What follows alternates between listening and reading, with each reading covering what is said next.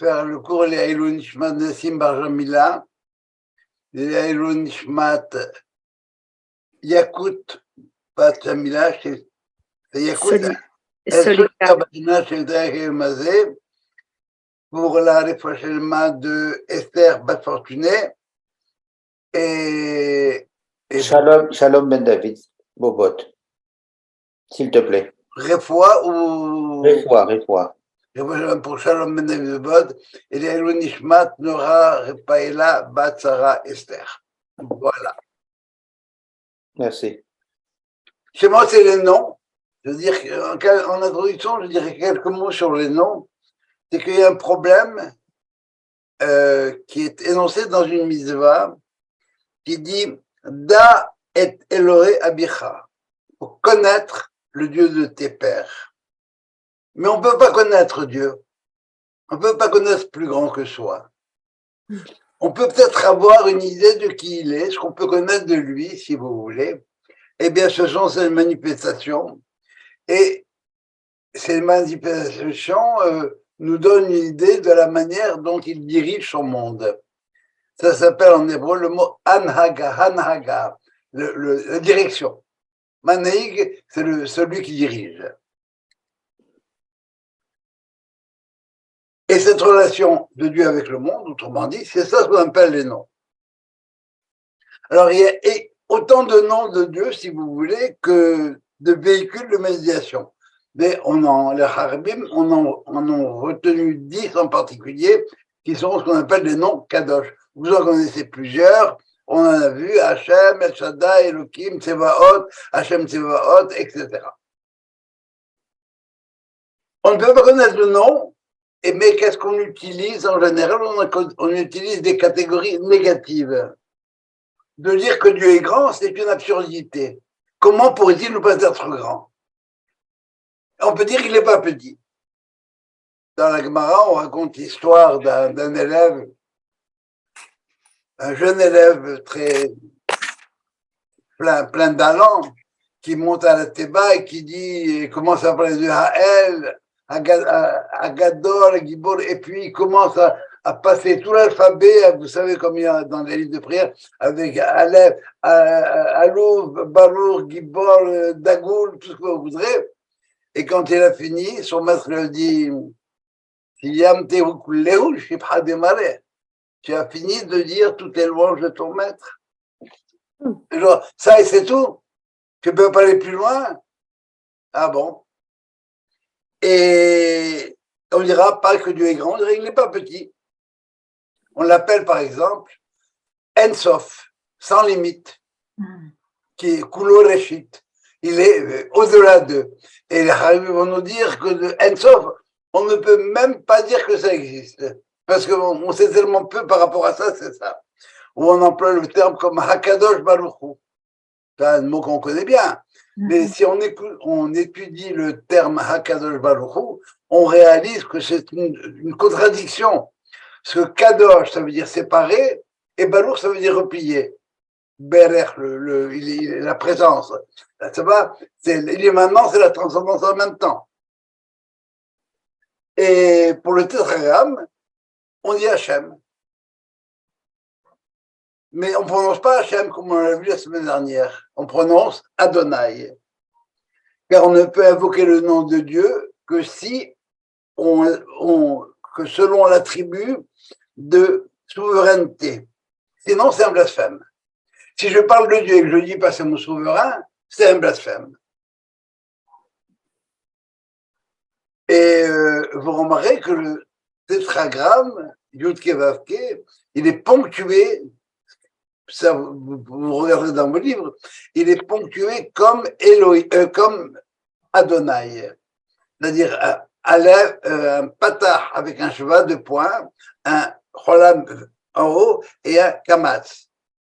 Il y a même qui nous les ont piqués, on appelle les témoins de Jéhovah. Et Oa, ils ont tué la même chose. Sur le mot Adonai, je vais dire 2 mots là-dessus.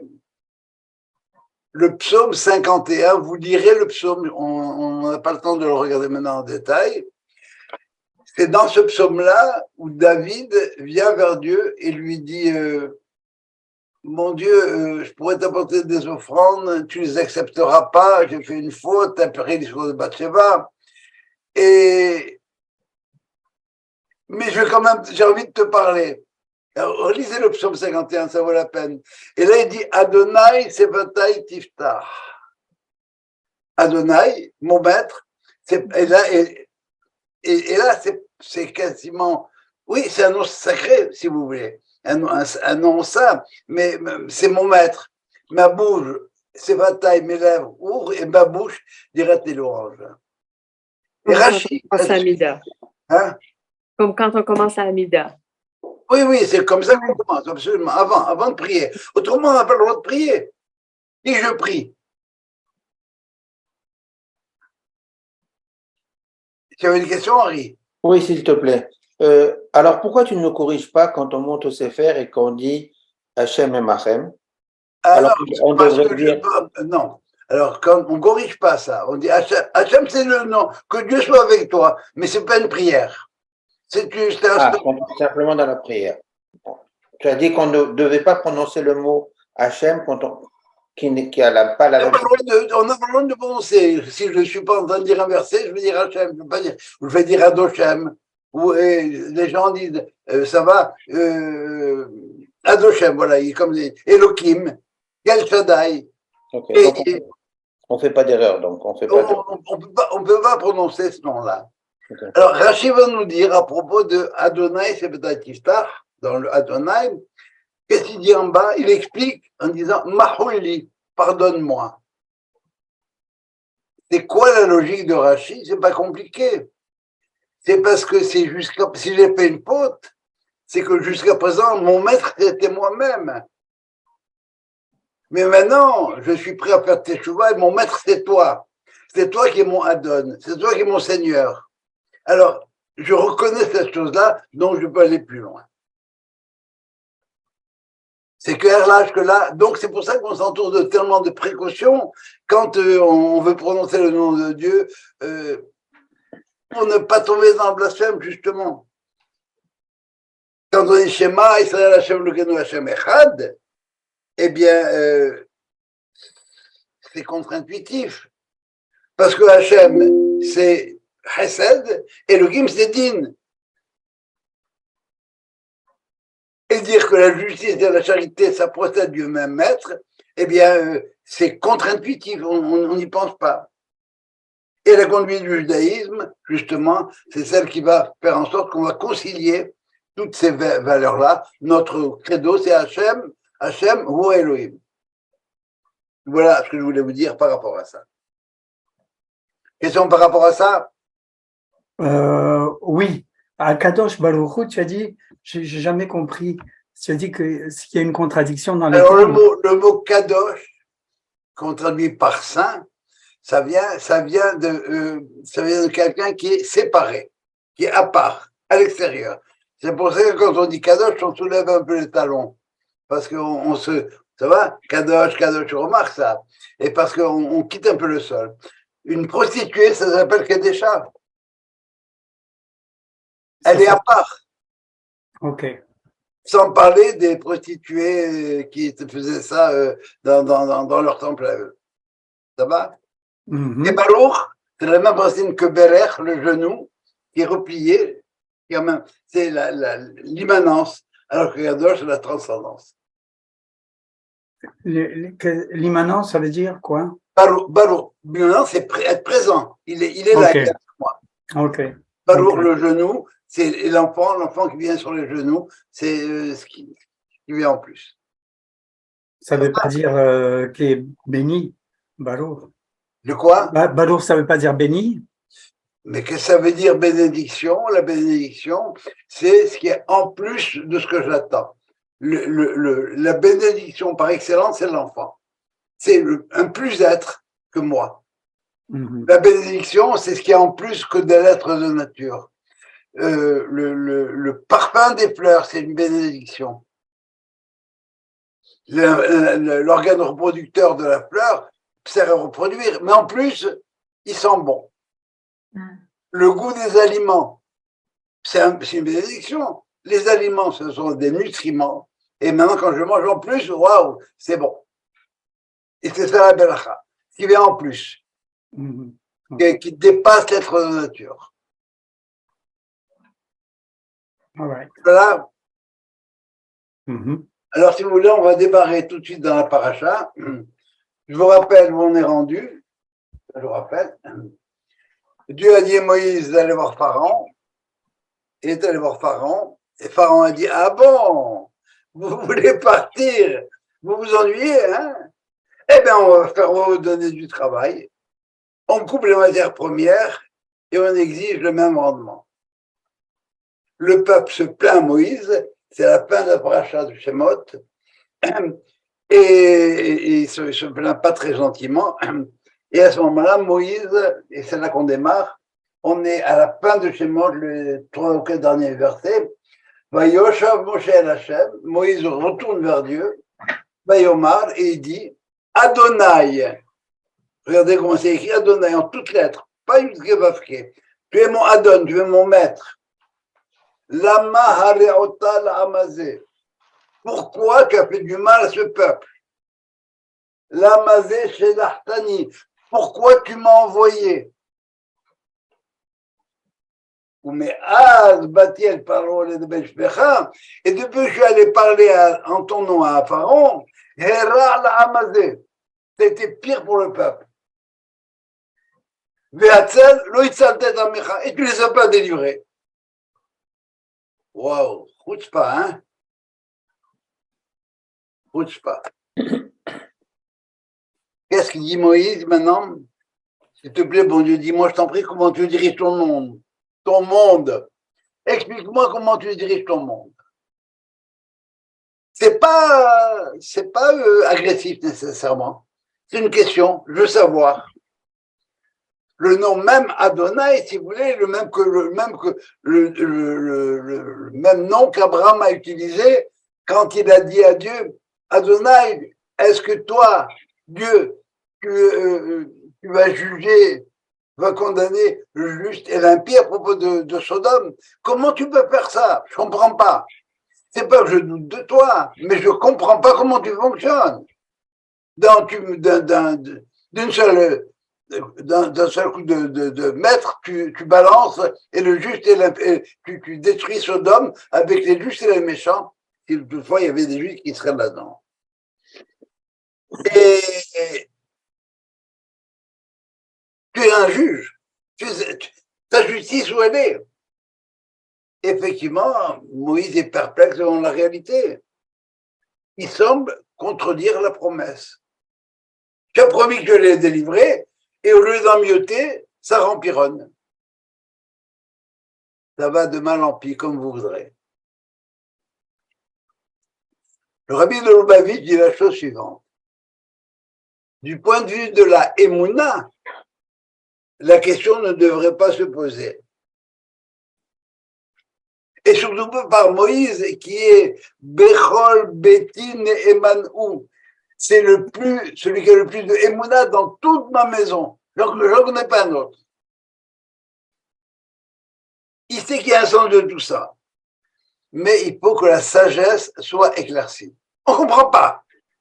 Et si on s'arrête là, tout de suite, on ne comprend pas. On les délivrer, non, libère-le, non, il lui donne des coups en plus. Ça ne marche pas, cette histoire-là. Le Rav Kook va expliquer cette question autrement. Il dit que dans Kippour, on dit un cerveau al-hajj atanu pour les fautes qu'on a faites involontairement, volontairement, ta. Il y en a une qui dit al-hajj atanu betimon lebab, les fautes qui ont été faites par l'étonnement, la stupéfaction devant l'événement. Effectivement, si on est stupéfait devant un événement, ça peut peut-être quelque part laisser la place à une forme de doute. Alors on a fait une faute. Et le texte, on dit l'amazé chez l'Artani. Il faut bien montrer que il n'y a pas d'insolence dans la question. Pourquoi tu m'as embarqué dans cette... On peut lire l'amazé chez l'Artani. Pourquoi tu m'as embarqué dans cette galère? Rachid va répondre à ça. Il va dire non, non, non, non. Pourquoi je te pose cette question? Eh bien, peut-être que c'est à cause de moi. Peut-être qu'avec un autre, ça aurait marché. Il y a un scrupule ici, il y a un scrupule de modestie. Mais je t'avais prévenu. C'est la Hana Beatislah. Envoie quelqu'un d'autre à ma place. Je suis arrêté, je ne sais pas m'exprimer. Et c'est là, et la dernière phrase, c'est la réponse de Dieu. Et Dieu dit, et là, on commence un nouveau chapitre. Ça va dans votre texte, si vous avez votre texte. Alors, jusque-là, on était au chapitre 5. On passe maintenant au chapitre 6.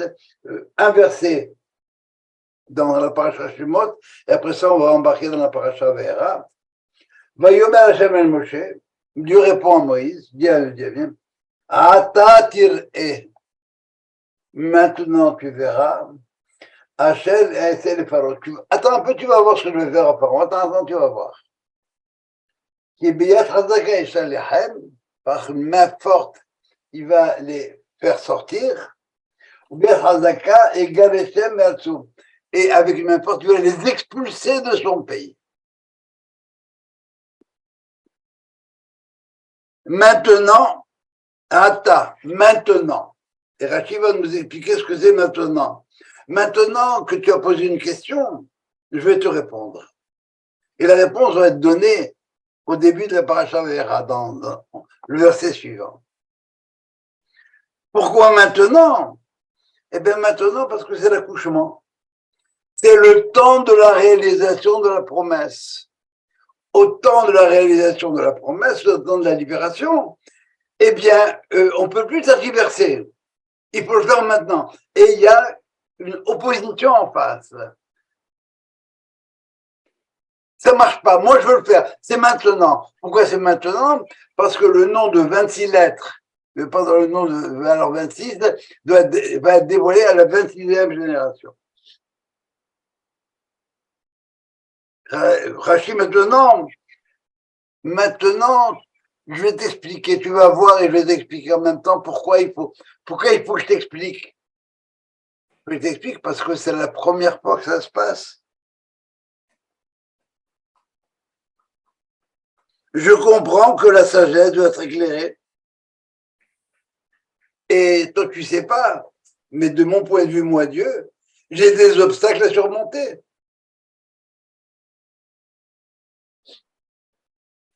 C'est quoi les obstacles? Eh bien, les obstacles, il y en a deux.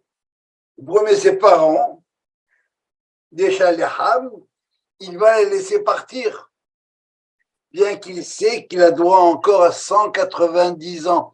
Les Chachamim sont très généreux avec le Pharaon. Pourquoi il ne veut pas les laisser partir? Eh bien, vous avez un contrat avec moi. On avait prévu 400 ans avec Abraham. 430 même avec Abraham. Mais il vous reste encore 190 ans à payer. Vous ne partez pas maintenant. J'ai le droit de vous garder encore.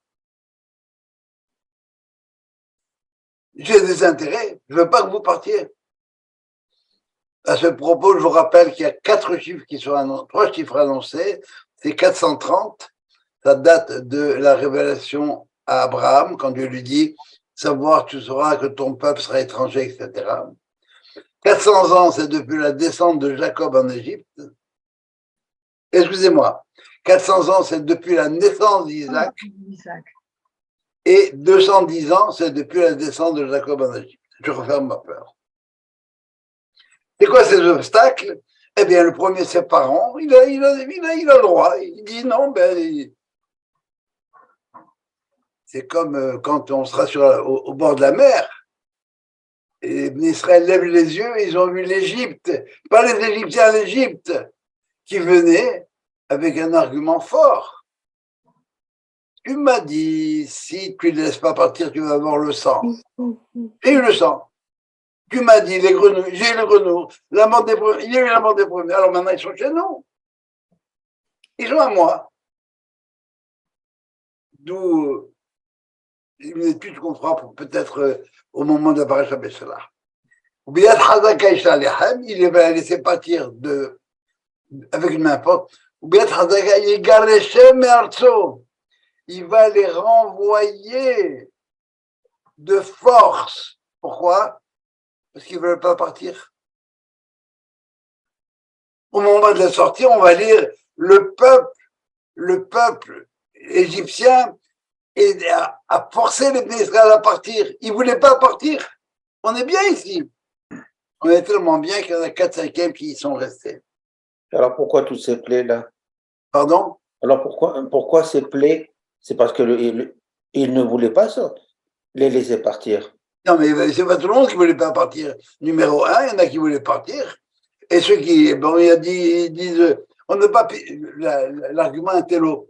Mais on a une mission en exil, on n'a pas fini notre mission, on doit rester encore un petit peu. Ou bien, ça va, mais on est bien ici. Ils veulent pas partir. Mais d'un autre côté, pourquoi toutes ces plaies? Parce que ce qui se passe, c'est pas normal. Est-ce que c'est normal que Poutine, etc. Est-ce que c'est normal que parents, ils prennent les enfants, ils tuent tous les mâles? Est-ce que c'est normal tout ce que Hitler a fait? Non, c'est pas normal. Donc, il faut réagir à ça. Excuse-moi. Oui. Et même le texte dit Dieu a entendu dans Katam. Ça veut dire que quand même le peuple se plaignait.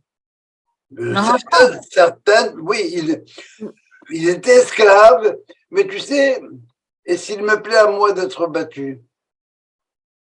Mais non, mais si Dieu non, encore une fois, il a entendu les plaintes, mais c'était pas une plainte unanime. Il y en a qui se plaignaient, il y en a qui ne se plaignaient pas. Et il y en a qui se plaignaient, ça fait mal, c'est vrai, mais au moins mon pain quotidien est assuré. Mais le texte n'est pas clair là-dessus. Parce qu'on a l'impression qu'il parle au nom du peuple. Le texte n'est jamais clair. Le texte, c'est le texte tel que les Hachamim l'ont lu. Alors, Zarakatam, oui. Et ils se plaignent, ils devaient être en esclavage. Mais même l'esclavage, même le camp de travail, ça peut être relativement viable. C'est pas nécessairement Auschwitz. Ça va?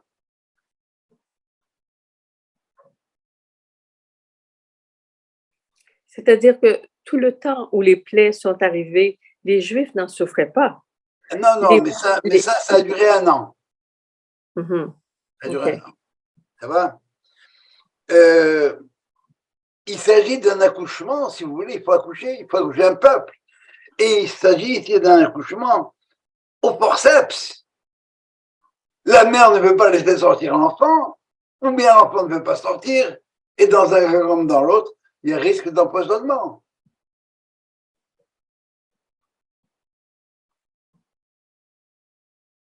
C'est un peu parallèle à la construction de notre pays. Les gens se disent quoi? Ce pays-là, il est construit par des chilonimes, par des non-religieux. Ça ne marche pas du tout, c'est pas comme ça qu'on attendait les choses. On ne veut pas de ce pays-là. C'est pas des taboudins qui l'ont fait. Ça va? Je vais ajouter une parenthèse dans le Ve'ata, c'est Rashi qui l'apporte. Ata maintenant. Maintenant, tu vas voir ce que je vais faire à Pharaon. Mais ce que je vais faire au roi de Canaan pendant la conquête, tu ne le verras pas. Autrement dit, c'est ici, pour la première fois, si je ne m'abuse, peut-être qu'il y en a une avant, je ne sais pas, que Dieu annonce à Moïse qu'il ne rentrera pas en Israël. Alors, toutes les histoires, il a frappé le rocher, il n'aurait pas dû frapper le rocher, ça, il faut les expliquer. Mais Rachi est clair là-dessus, vous le regarderez. Ata, ça, tu verras maintenant. Mais les autres, tu ne verras pas. Ça va jusque-là? Et là, on embarque dans notre paracha. Paracha Be'era. Vaidaber Elohim el Moshe. Et Elohim a parlé à Moïse. Vayomer elav. Non, je vais m'arrêter là. Vaidaber Elohim el Moshe. Et Rashi va nous dire, il le fait passer en jugement. Vaïdaber, c'est fort, parole forte, par opposition à Vaïomer, il y a une parole douce.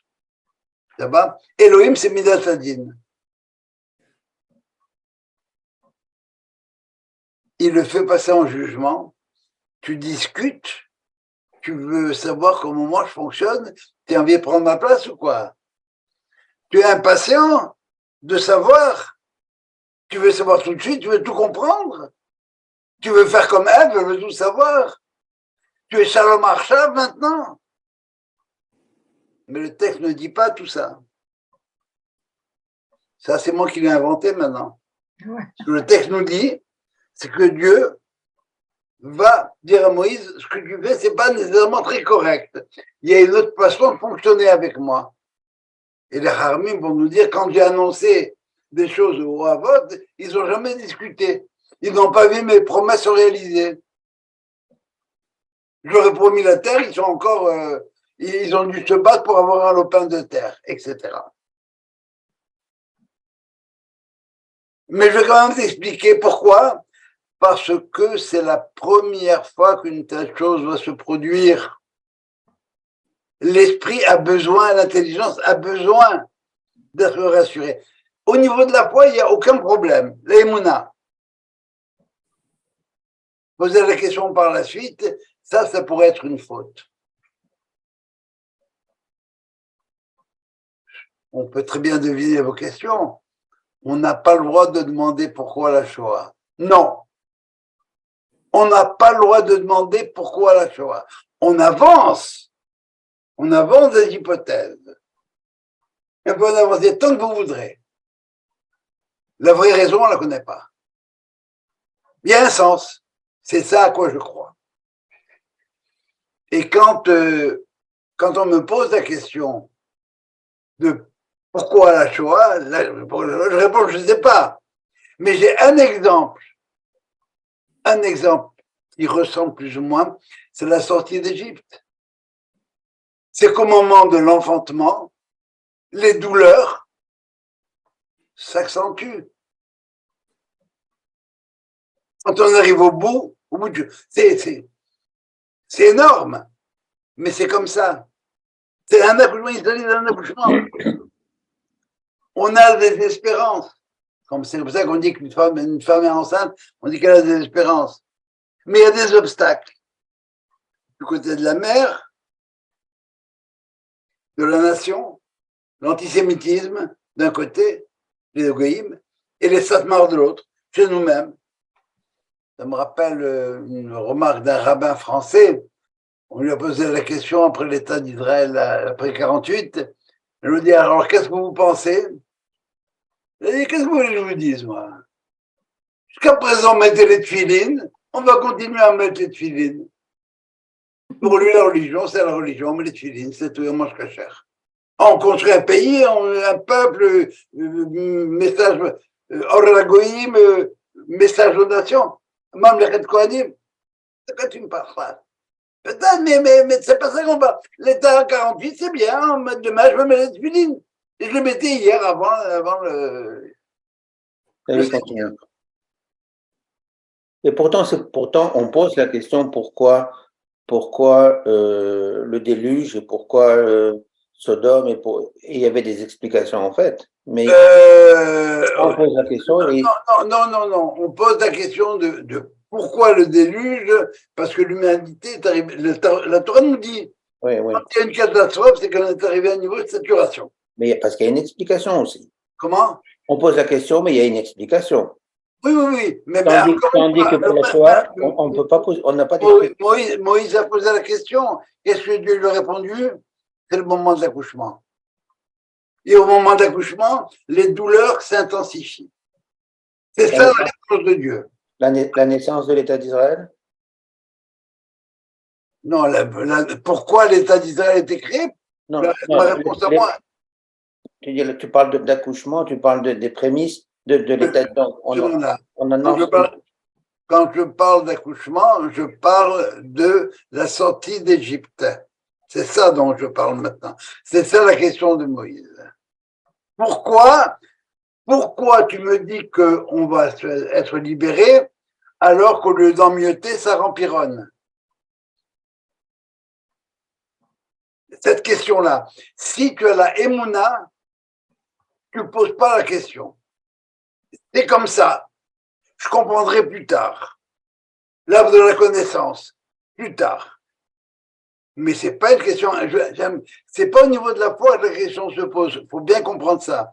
C'est au niveau intellectuel. Le Rabbi de Lubavitch, l'intelligence a besoin d'être éclairée. Elle n'est pas plus éclairée que ça, by the way. Hein. Du tout. On a un exemple. À l'accouchement, on crie beaucoup plus. Ça fait beaucoup plus mal. C'est ça.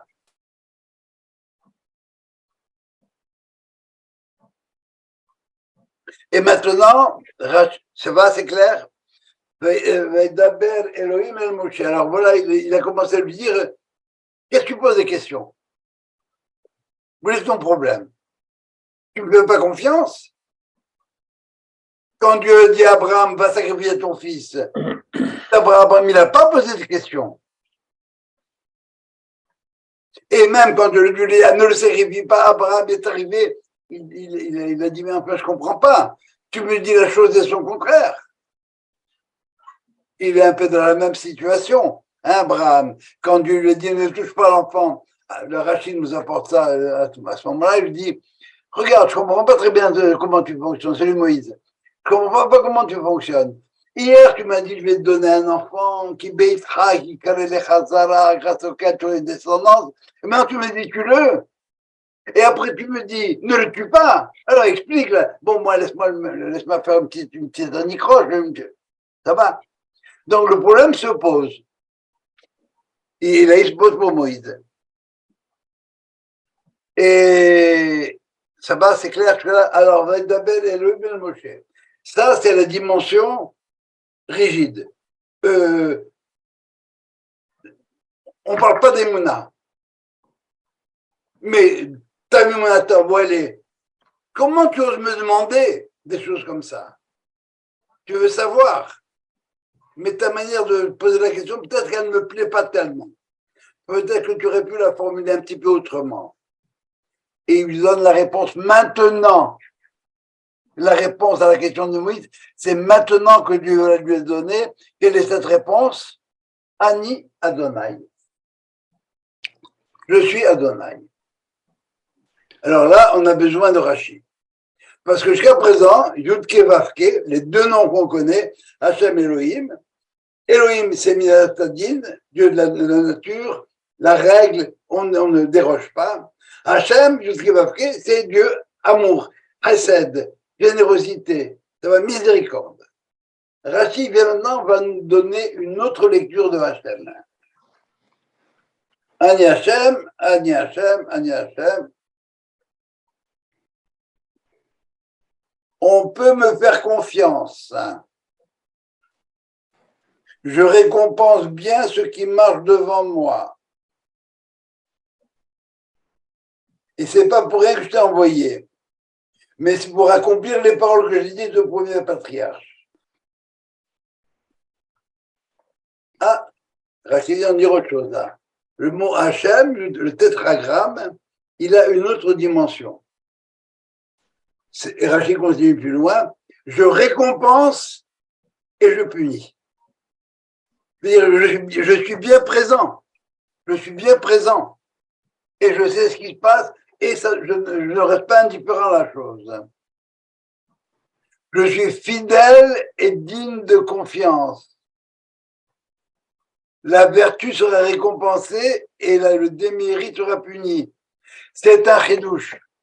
On vient de l'apprendre pour une première fois. On a appris qui était Hachem. Qu'est-ce que ça veut dire Hachem? C'est la bonté, la générosité, tout ce que vous voudrez. Mais en plus, il est là, il voit ce qui se passe, il punit et récompense.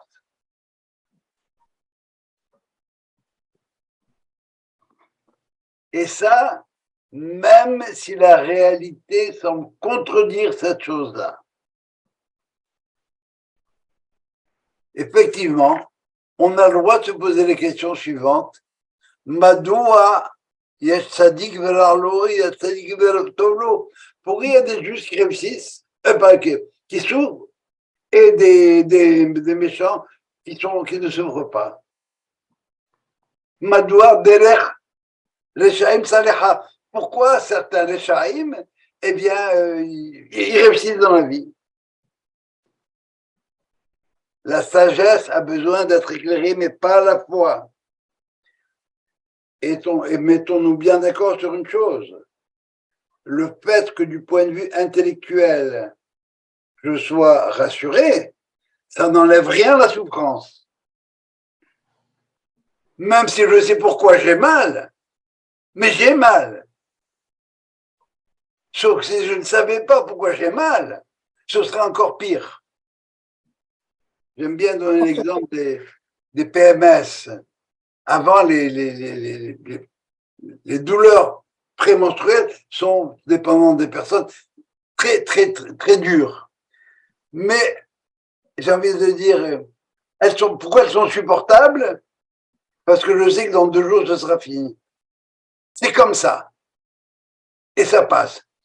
Mais si j'ai mal quelque part et que je ne sais pas pourquoi j'ai mal, j'attends les résultats des scanners, des analyses, tout ce que vous voudrez. Oh, il va voyer. En plus de la douleur, j'ai l'angoisse. Comment je vais finir?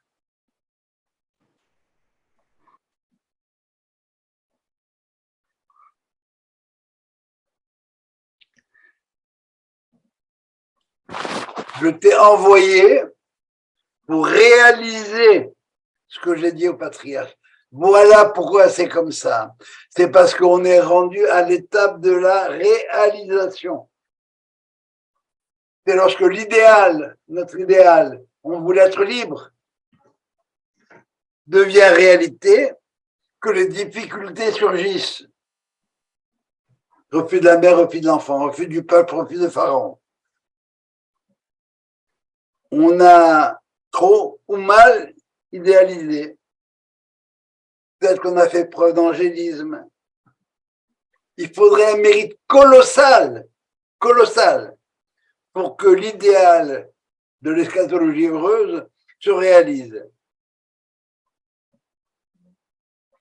Si vous voulez, c'est un peu l'histoire de Kant. Vous connaissez Kant, il avait des principes moraux, il disait « Agis de telle sorte que chacun de tes actes puisse être érigé en maxime universelle. » La morale kantienne.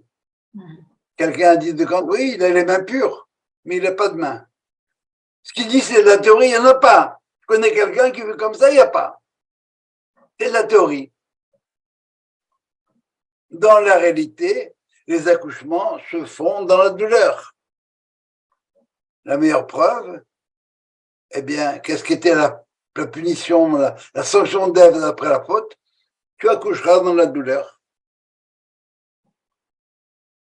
Mais néanmoins, ce qu'on apprend ici, c'est que, comme nous disait Edmond Flegg, et la nuit la plus noire est une aube qui vient. Effectivement, les douleurs de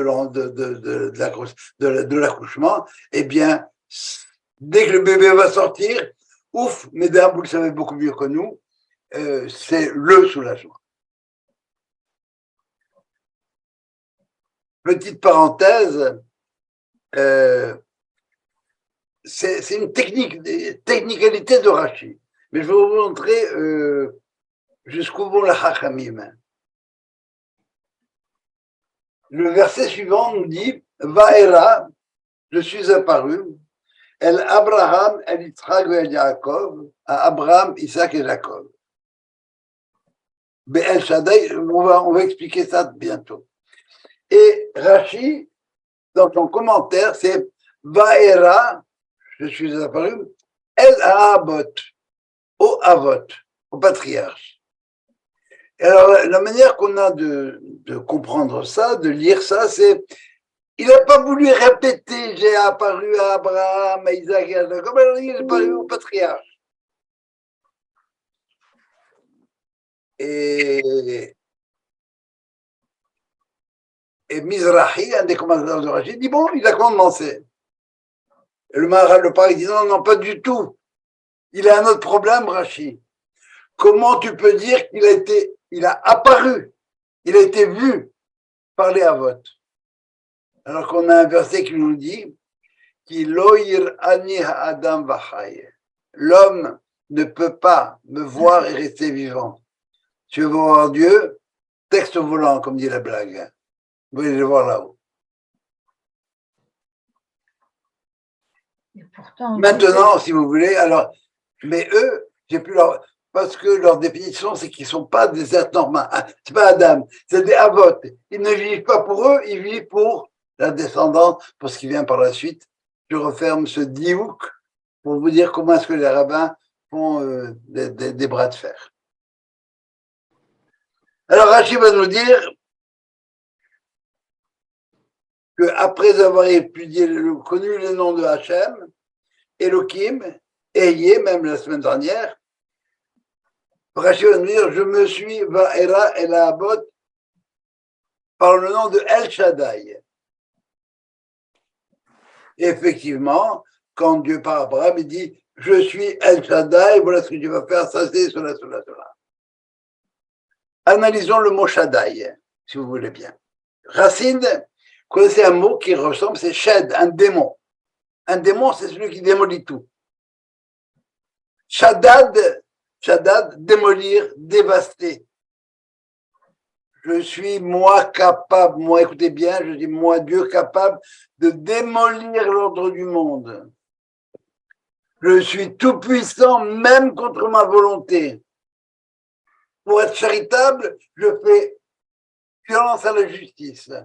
Pour être juste, je fais violence à la charité. L'ordre objectif, celui que toi tu connais, je peux le démolir. Dans Shaddai, vous avez cette idée-là, premièrement.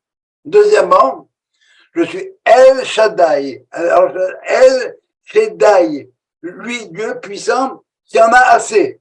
Shaddai, Yeshidai, Dai, ça suffit. Non, je ne t'ai plus, la cour est pleine. Il possède suffisamment. Il peut se permettre de promettre. Si je vous promets, moi, de vous offrir $1 million pour votre anniversaire, vous n'allez sûrement pas me croire, mais vous avez sûrement raison. Par contre, si je vous promets de vous envoyer des fleurs ou un cadeau, c'est encore dans mes moyens. Il peut promettre ce qu'il veut. Le chèque est bon. Il se suffit à lui-même, il a quand même créé le monde. Troisième lecture. Chez Amar le Olamo Dai, chez Amar la Elakuto Dai. Il a limité sa tendance à l'expansion. Il avait un Tzimtzum pour que le monde existe. Il protège le monde. On résume tout ça?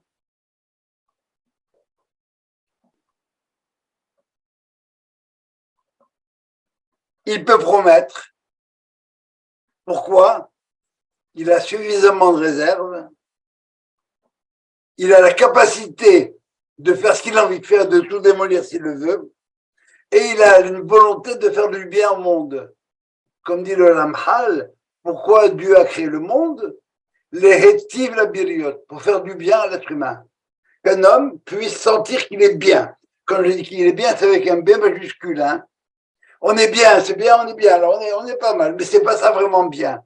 Bien, c'est en plénitude. Complètement. Mais quand tu dis pour faire du bien à l'homme, mais l'homme n'existait pas. Alors, Justement. il a créé l'homme pour lui faire du bien.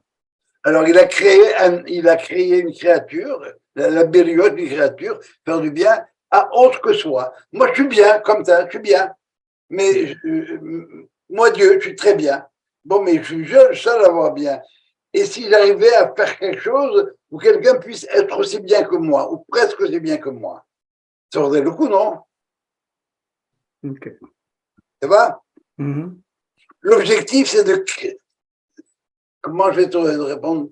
L'objectif, c'est d'atteindre le bien, ce bien que je vis moi. Mais je voudrais le partager. Avec qui? Alors on va créer quelqu'un avec qui on peut le partager. Je comprends pas pourquoi il dit que l'homme n'existait pas. Ben parce que la question d'Allah, c'est comment tu peux me dire que Dieu a créé le monde pour faire du bien à l'homme, mais l'homme il n'existait pas avant la création. Ouais, mais c'était pour Non, que. mais donc la question, c'est une question logique, c'est pas dans la chronologie, tu vois. Ouais, d'accord, mais tu disais que Dieu a créé le monde pour l'homme. Donc, pour que l'homme Encore s'émancipe. une fois, Dieu a créé le monde. Pourquoi il a créé le monde? Pour que dans ce monde-là, il y ait des créatures qui puissent partager, comme lui, cette notion de bien et de bien-être. Ça va? Mhm.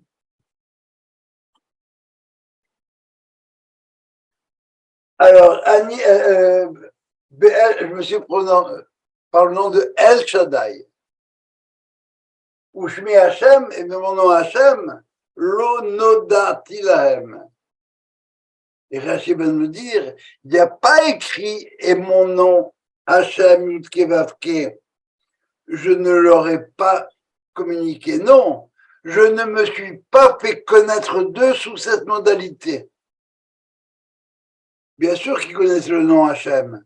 Vaïdaber Hashem el Abraham. Elech Lecha, c'est du Hashem qui parle. Très bien Hashem. Mais son essence de celui qui réalise ses promesses. Hachem, le moment de le moment de l'accomplissement, les Habot ne l'ont pas vu. On résume tout ça. Mhm.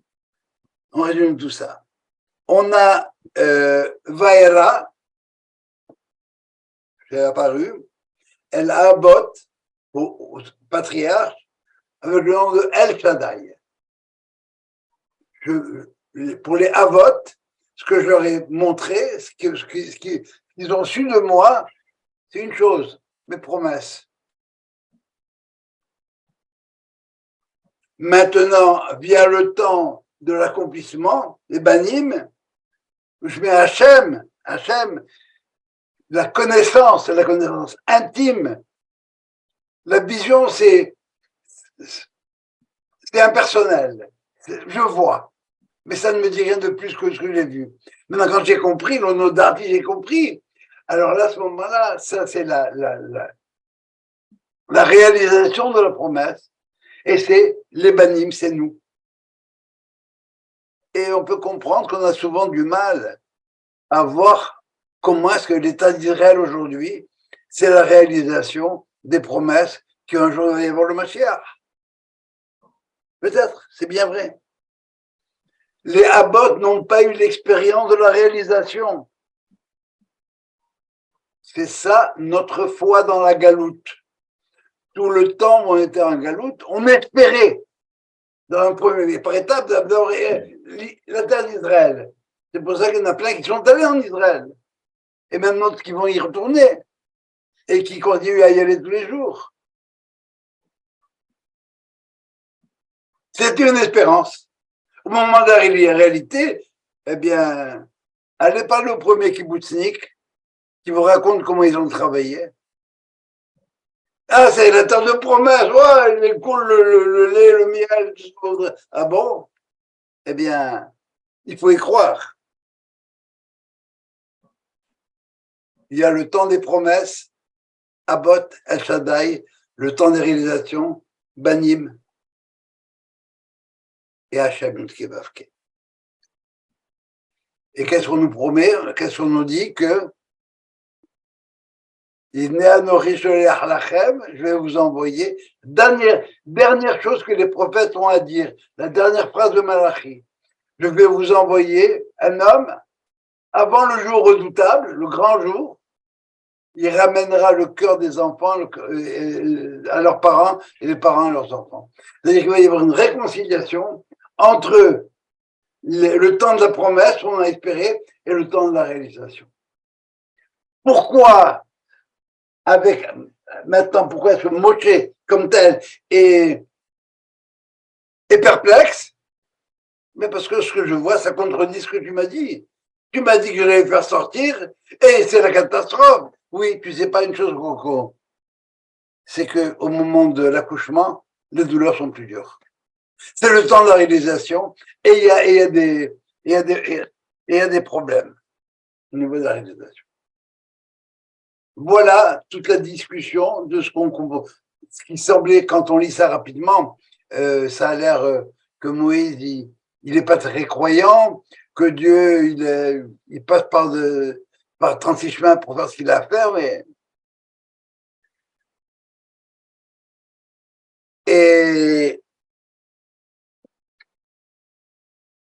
ça se passe aujourd'hui, ici, maintenant, parce que c'est le temps de la réalisation. Pourquoi ça se passe comme ça aujourd'hui en Israël? Parce qu'on est arrivé à la fin du 6000e, presque à la fin des 6000 ans. On y est près là. Alors, j'ai encore une chose à vous dire, mais je vais vous laisser la parole sur cette question. Cette chose que j'ai à vous dire, je commenterai plus tard. Parce que d'abord, c'est clair. Et vous voyez que si on n'a pas ces clés de lecture, on passe complètement à côté de la traque. Complètement à côté de la traque. Je me demande, Moïse, il a plus ou moins questionné ce que Dieu a fait. Et par contre, Dieu l'a accepté, il n'a pas donné d'explication, mais il a dit, voilà, je suis Dieu, comme tu as dit. Mais… je t'interromps tout de suite, Alain. Oui. Dieu lui a donné une explication. Pourquoi, au lieu d'emmieuter, ça rempironne? Pourquoi ça va de mal en pis? C'est parce que elle va accoucher. Les douleurs sont là. On arrive en fin de parcours. Mais pourquoi est-ce qu'il faut de la douleur pour l'accouchement? Parce qu'il y a des oppositions. Parce que Pharaon, il veut pas les laisser partir. Parce que eux-mêmes ne veulent pas sortir. Et pourtant, il faut qu'ils sortent. Autrement, s'ils ne sortent pas, mon projet il tombe à l'eau. Ils ont arrivé à la 49e porte d'impureté. S'ils rentrent dans la 50e, c'est foutu. On retombe dans l'histoire du déluge. Il faut vraiment le délivrer. Tu veux le sauver, tu lui coupes la jambe, il a la gangrène. Okay. Ça va? Pourquoi tu me fais mal quand tu m'as saisi? Ben, pour pas que j'ai mal par la suite. Mais entre-temps, j'ai mal, tu m'as piqué.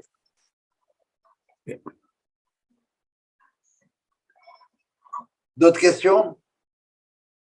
Alors, si vous n'avez pas d'autres questions, moi, je me suis fait un chidouche très vieux qui a été accepté par Manitou et je vous le livre. Si on prend les 5 livres de la Torah, Bereshit, Shemot, Vaikra, Bamidbar et Debarim, ça va? Si on prend les premières lettres de chacun, Bet de Bereshit, Shin de Shemot, Vav de Vaikra, Bet de Bamidbar et Dal de Devarim, on arrive à 314. 314, c'est le mot Shaddai. Je dis, mais on ne parlera pas depuis, on en a parlé une autre fois. Qu'est-ce que c'est que la Torah, au départ, dans les tas de chapitres? C'est une promesse. Dieu promet à travers la Torah. Si on prend les dernières lettres de chaque mot, Bereshit c'est Tav, Shemot c'est Tav, Vaikra c'est Aleph, mais on ne comptera pas parce qu'il est tout petit en même temps et on est toujours à après. Bamidbar c'est Resh, et Devarim c'est même, ça fait 1040. C'est quoi 1040? C'est 40 fois 26. C'est quoi 26? C'est le nom de Dieu qui est associé aux engendrements. Et les Toldot Hashamim Ve'aretz, Behe Barebiot Asot Hashem Elohim. Je vous le donne comme ça rapidement, maintenant ça va. 26, c'est le Kevavke, le tétragramme, et c'est associé aux engendrements. Et 40, c'est la réalisation des choses. Le même quand on met devant quelque chose, Mahalach, c'est marcher, Mahalach c'est le chemin, quelque chose qui permet de. Ochel, manger, ma'achal, ce que je mange. Qui concrétise la chose. Comment dire, en début de chapitre, on a la promesse. En fin des noms, on a la réalisation de la promesse que les engendrements vont aboutir. Et comme ça ne me suffisait pas, je me suis amusé avec ce qu'on appelle les Emtsa et Tevot. Ce qu'on appelle Rachet Tevot, c'est les premières lettres. Sauvet Tevot, les dernières, et les Emtsa et Tevot, ce qui est au milieu. Alors, vous me faites confiance, je l'ai vérifié 2 fois aujourd'hui, ça fait 1125, si vous prenez toutes les lettres qui sont au centre. Alors, j'ai cherché qu'est-ce que ça voulait dire 1125. C'est la valeur numérique de ce qu'on appelle Kivrot Hata'ava, qu'on traduit par les sépulcres de la concupiscence. Les Bnei Israël qui voulaient avoir de la viande, etc. Vous vous rappelez, dans Bamidbar, on va le voir, on veut de la viande, etc. Ils ont désiré de la viande, en veux-tu, en voilà. Alors bon, on leur en a donné, et ça les sortait par les oreilles, par les yeux, et on appelait cet endroit-là, les sépulcres, c'est une traduction française que j'aime beaucoup, sépulcres de la concupiscence, qui botte. Les tombes, les sépulcres, Tava, le désir. Ta caméra s'est déplacée. Hein? Ta caméra s'est déplacée. Ah, pardon, oui. Alors voilà, c'est ça pour pouvoir passer de la promesse à la réalisation de la promesse, il faut traverser l'épreuve des sépulcres de la concupiscence. Ça, c'est à moi. Vous en faites ce que vous voudrez. Vous pouvez aimer, ne pas aimer, mais moi j'aime bien. C'est une trouvaille. Voilà. Est-ce que vous auriez des questions? Oui, moi j'en ai une. Go. On n'arrête pas de parler des douleurs de l'accouchement. Or, la première fois qu'on a parlé des douleurs de l'accouchement, c'est la malédiction qu'elle a reçue, Ève, pour ce qu'elle a fait. Tu accoucheras dans la douleur. Autrement dit, tout le processus depuis Ève jusqu'à présent, on est sous cette malédiction. Il faut vraiment souffrir pour obtenir quelque chose. Parce qu'au départ, si elle n'avait pas péché, tout aurait été parfait. Tu as donné ta réponse toute seule. Étant donné qu'on a décidé de ne pas suivre la voie de Dieu, étant donné que Ève a décidé de ne pas faire ce que Dieu lui a dit de faire dans le jardin, tu ne peux pas le faire de manière facile, eh bien tu vas apprendre par toi-même. Quand je dis tout le temps, quand tu dis à un enfant, le feu ça brûle, il ne t'écoutera que s'il s'est brûlé une fois. Après ça, il finira peut-être par t'écouter. C'est pas une punition, c'est le cours du monde. Regarde comment la Torah le dit. Moi, je mets devant toi la belacha ve'aklala. Oui. La belacha, almena, on a eu un cours là-dessus. Pour que la belacha, pour que vous puissiez comprendre, je vous donne un plus. C'est pas évident, je vous donne un plus pour comprendre. Parce que c'est pas évident à comprendre. Ve'aklala, est-ce qu'on traduit par la malédiction? Je vais reprendre le mot qu'elle a tout à l'heure. C'est l'absence de bénédiction. C'est le cours des choses. Dans le mot qu'elle a là, vous avez le mot kal, kouf lamed, qui veut dire léger. Je me suis allégé de bénédiction. Eh ben, j'y goûte. C'est tu veux c'est pas une symbolique, la réalité de la grossesse. Normalement, eh ben, le bébé, il aurait dû venir normal. Ça, c'est dans le monde à venir. Mais entre-temps, tu veux faire des expériences tout seul, eh bien, tu vas y goûter, mon ami. Tu seras obligé de planter pour avoir de l'herbe, des épis. Mais dans le jardin d'Éden, le Médrash nous dit que les épis, ils poussaient sur les arbres. Tu t'en mets, tu le prends. Maintenant, on voit tout ce qu'il faut faire pour ramasser les épis. c'est l'ordre du monde. C'est l'ordre du monde selon une rigueur. La belacha de Dieu, ben, tu peux encore la récupérer. Almenat, si vous voulez bien, j'arrive pas. Ça va? Ouais. C'est pas. De manière générale, il n'y a pas de punition dans la tradition juive. On te met en condition pour faire en sorte que la faute ne se reproduise pas. Tu avais sinat chinam quand tu étais ensemble, alors va à l'extérieur. Va en exil. Et en exil, tu seras obligé de faire des associations juives caritatives, etc. Mm. Ça va? D'autres questions? Alors, si vous n'avez pas d'autres questions, je vous donne rendez-vous dans un mois.